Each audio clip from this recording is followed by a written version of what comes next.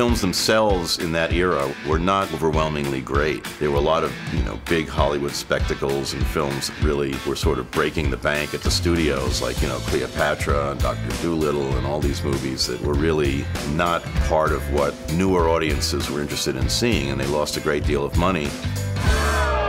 I'm as mad as hell, and I'm not going to take this anymore! This coincided with the rise of the film generation, who really understood the nature of film itself and the history of film.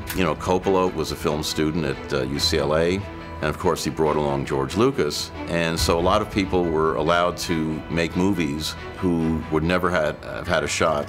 Easy Rider, of course, was sort of the template for all of this.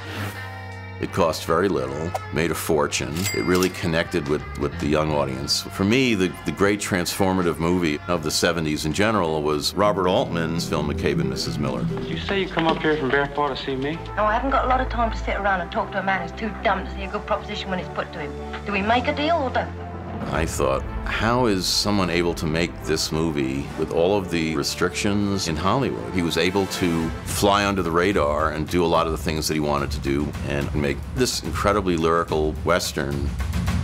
As to why these films really connected with audiences, a common thread in a lot of them is a kind of melancholy, a wistfulness almost for what might have been, feeling that somehow something had been lost in the country. Part of this, I think, can be connected up to the whole Vietnam era. Anti-war protests and a lot of feeling that the country was really turning dark.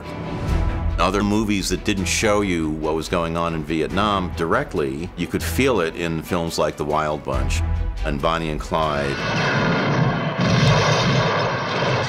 And they're blowing this town all to hell.